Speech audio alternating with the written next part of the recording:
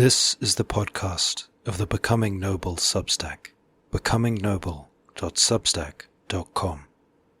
You're called to love your neighbor, not everyone, for there is no charity without love. Men reach the end of their life, write a third world charity into their will, and believe that their charitable obligation to their fellow man is fulfilled. But is this actually the case? What does charity mean, and who is our neighbor? Ill-considered answers to these questions have terrible consequences for our societies and for our souls, and yet there is tremendous pressure on the wealthy to continue down wrong paths in the form of the so-called giving pledge and the celebration of celebrities who give it all away.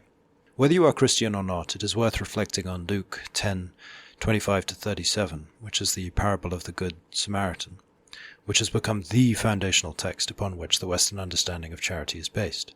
Here is the translation from the New International Version. Quote, "On one occasion, an expert in the law stood up to test Jesus. 'Teacher,' he asked, 'what must I do to inherit eternal life?' 'What is written in the law?' he replied. 'How do you read it?' He answered, 'Love the Lord your God with all your heart, and with all your soul, and with all your strength, and with all your mind, and love your neighbor as yourself.' 'You have answered correctly,' Jesus replied. 'Do this, and you will live.' But he wanted to justify himself, so he asked Jesus, 'And who is my neighbor?' In reply, Jesus said, 'A man was going down from Jerusalem to Jericho when he was attacked by robbers. They stripped him of his clothes, beat him, and went away, leaving him half dead. A priest happened to be going down the same road, and when he saw the man, he passed by on the other side. So too, a Levite, when he came to the place and saw him, passed by on the other side. But a Samaritan, as he traveled, came where the man was, and when he saw him, he took pity on him.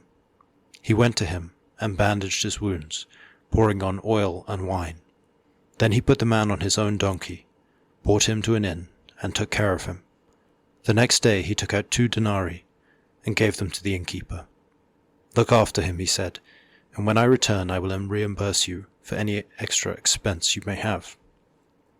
Which of these 3 do you think was a neighbor to the man who fell into the hands of robbers?" The expert in the law replied, "The one who had mercy on him." Jesus told him, "Go and do likewise." End quote. The depth in which this text can be discussed is infinite, so I will not attempt a general commentary on it. But I will note 3 things which are relevant to our inquiry: the curious word neighbor, the centrality of love, and the specific actions undertaken by the Samaritan. The word we read in English in the parable as neighbor is translated from the Greek plisios, which can be translated as near or close to. Unlike the Hebrew word, which appears in the Old Testament and is translated as neighbor, chea, which can be understood as friend, associate, or fellow citizen, and denotes an existing social relationship, plisios has a definite and integral spatial component, meaning it denotes a geographic rather than a social relationship. In this context, it literally means one who we are physically close to. It is strange then that this spatial component, which is integral to our English word neighbor as well, is often ignored in contemporary discussions of Christian charity. As this spatial component does not just appear in the word plisios, it is more broadly integral to the parable which Jesus provides us with, which tells of a physical encounter which results in moral obligations to those physically present at the scene. Could this spatial component be just incidental or unimportant to the heart of Christ's lesson? Certainly Jesus is demanding that we expand our concept of who we should be charitable to from just fellow Jews to those of other racial and religious backgrounds whom we encounter. This is integral to the story and to the chosen language. But the spatial component cannot be overlooked. Why neighbor, and not just people? The reason for this is to be found in the second curiosity of the text. The English word charity does not appear at all. What is charity? Many of us would simply answer giving to others, but this is wrong. The Christian virtue of charity is derived from the Latin caritas, which is a translation of the Greek agape. Both caritas and agape mean the same thing, which is love. Unlike charity, the word love does, of course, appear in the parable.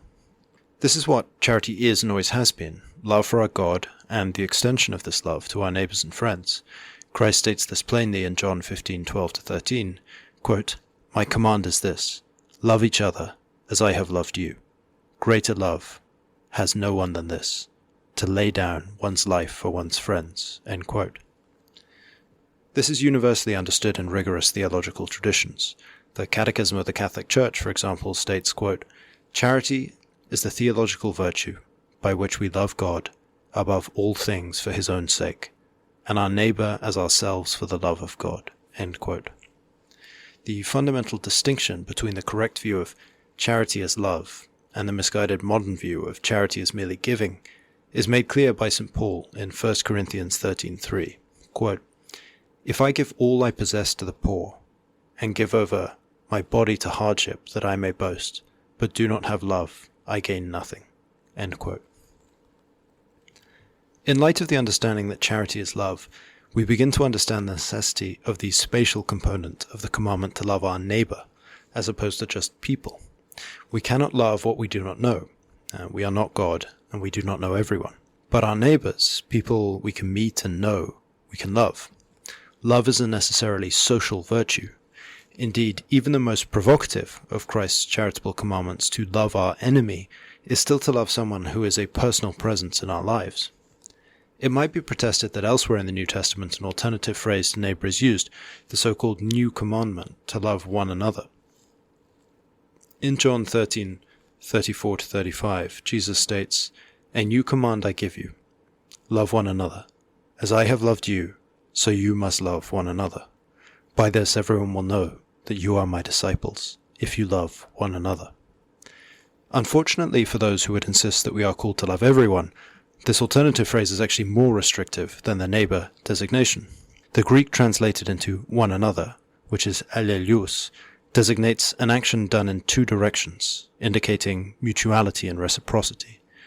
This reinforces the social aspect of charity, confirming that love and community are inextricably linked, that a mutual knowing is a necessary component of the virtue. This, of course, does not mean that charity should never be extended to those outside of your personal community, but that an essential part of that charity is to extend your community to encompass them, to enter into a personal relationship of protection and benevolence over them, to know them, to love them, and to earn their love and loyalty. The combination of these two revelations, the necessity of demonstrating love to those whom one encounters, is reaffirmed by the actions taken by the Samaritan. He does not just travel on to pay someone, to come back and save the destitute man. He, quote, "went to him," end quote, taking it upon himself to pour water and wine and putting him on his own donkey. He becomes personally involved and gets his hands dirty. The relationship becomes a personal one, characterized by love. It is here we see the contradictions which undermine the fundamental premises of effective altruism, which suggests that it is better to devote one's resources to the maximally needy, quote-unquote, however distant they may be in space and time, and this vagueness justifies investments in responsible AI and green technologies as paramount charitable endeavors due to the supposed help that these will give to unknown people in the future. The primary exponents of effective altruism are so committed to their philosophy that they propose that, in the thought experiment, should a man wearing an expensive suit who encounters a drowning child save the child, or save his suit and sell it for charity, leaving the child to drown as the, quote, morally correct choice, end quote, if the donated funds can save 2 lives elsewhere. Unfortunately, such a position is not sustainable, because it is completely devoid of love, either for our God or for the people whom we encounter. And without love, without caritas, it is only a matter of time before we realize that there is no reason for us to have obligations to others at all. Thank you for listening. I hope you've enjoyed that.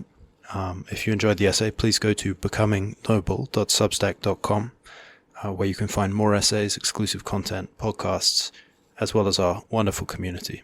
And it's there that you can support the show and the series of essays that the Becoming Noble project puts out.